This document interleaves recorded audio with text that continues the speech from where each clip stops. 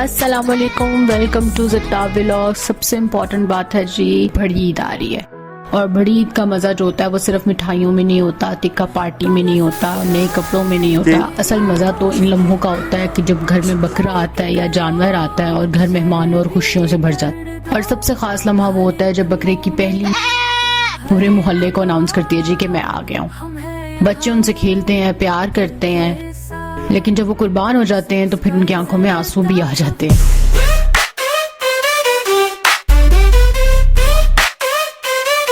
कुर्बानी सिर्फ गोश्त का नाम नहीं होता, कुर्बानी अपनी ख्वाहिशात का, आराम का और ज़रूरत अल्लाह की रज़ा के लिए उसे छोड़ देना, इसे ईद कहते हैं। असल ईद तब होती है जब आपकी वजह से किसी के चेहरे पे मुस्कुराहट आ जाए। तो आज की वीडियो में हम शेयर कर रहे हैं बकरा ईद की कुछ ज़बरदस्त सी टिप्स जो बहुत काम की हैं, जो पता तो सबको होती हैं लेकिन जब ज़रूरत होती है तब हम भूल जाते हैं। तो जी उससे पहले एक बहुत ज़रूरी काम, चैनल को सब्सक्राइब करें और वीडियो को भी लाइक करें। कुर्बानी के गोश्त को स्मेल और बैक्टीरिया से बचाने के लिए उसे फौरन बैग में बंद करके फ्रीज में नहीं रखना चाहिए। फ्रीजर में रखने से पहले आप उसे खुली हवा में रखें ताकि गोश्त की जो नेचुरल हीट होती है वो निकल जाए, और उसके बाद जब वो नॉर्मल रूम टेम्परेचर पे आ जाए तो फिर उसे एयर टाइट बैग में बंद करके रखें।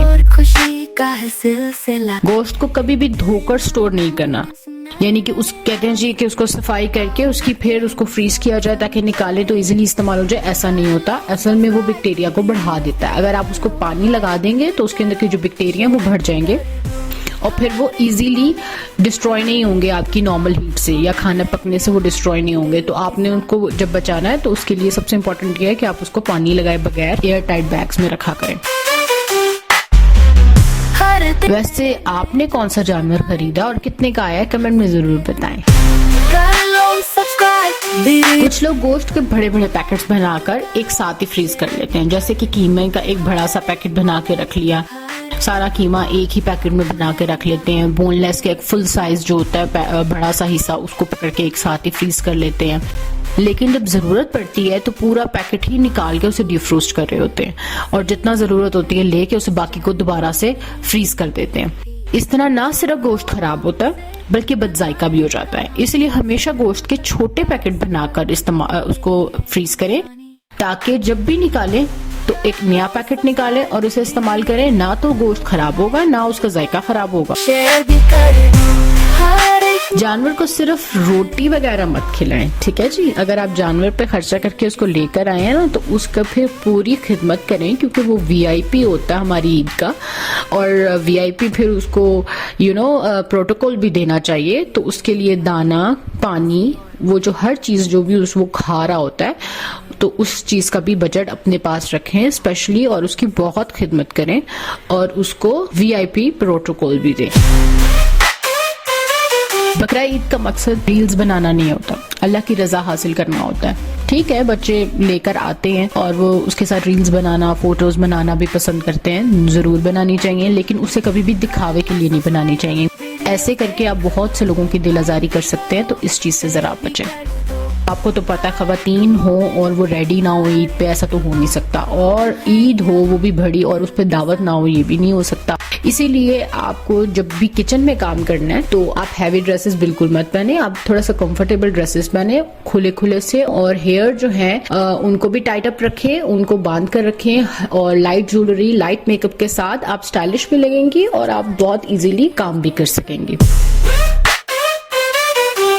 बच्चों को कुर्बानी देखने का बहुत शौक होता है। हाँ जी, ये भी बहुत इंपॉर्टेंट बात है कि कुर्बानी देखने का बहुत शौक होता है, लेकिन अगर आप, क्योंकि वो इतने शौक से जानवर को लेकर आते हैं और उनकी खिदमत करते हैं, तो जब वो कुर्बान होते हैं और बहुत से बच्चे उसे देखते भी हैं, तो आपने इस बात का ख्याल रखना है कि बच्चों को आप पहले समझाएं कि कुर्बानी क्यों हो रही है, सुन्नत का उन्हें कॉन्सेप्ट दें, लेकिन इस बात का भी ख्याल रखें कि बच्चे कुर्बानी के एक्ट को समझें।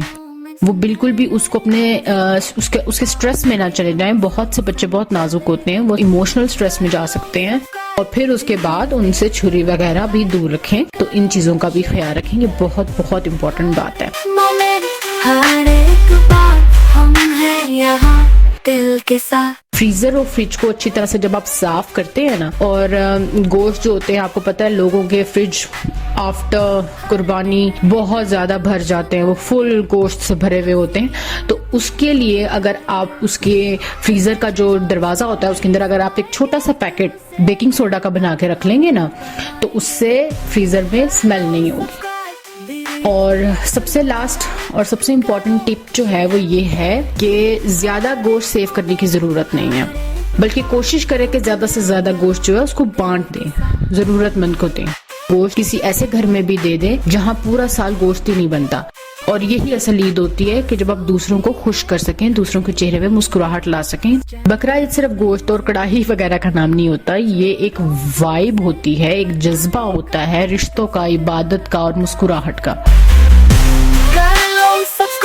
ज़रताब व्लॉग्स की तरफ से आप सबको बहुत बहुत ईद मुबारक, ढेर सारी दुआएं, बरकतें और प्यार भरे लम्हे आप सबके लिए। और हाँ, अगर आप चैनल पर नए हैं, सब्सक्राइब का बटन जरूर दबा दें, क्योंकि हम यहाँ हर छोटी बात को बनाते हैं खास। मिलते हैं नेक्स्ट वीडियो में, तब तक के लिए ईद मुबारक और बकरे को प्यार जरूर देना।